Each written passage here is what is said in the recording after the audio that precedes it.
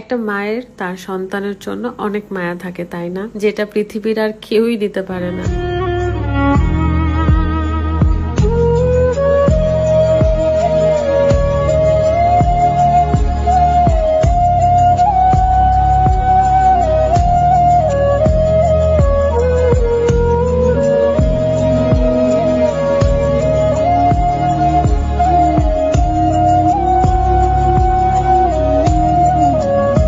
আমার অনেক ইচ্ছা আমার একটা ছেলে বাবু হবে।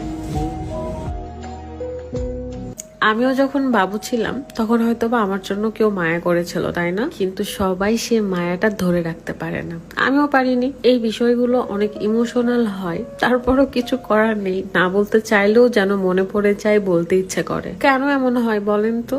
নতুন মানুষ পৃথিবীতে আসার কথা শুনলেই কেন যেন বুকটা ধুকধুক করে সবারই। অনেক এক্সাইটেড ফিল হয় কবে সেই মানুষটার মুখ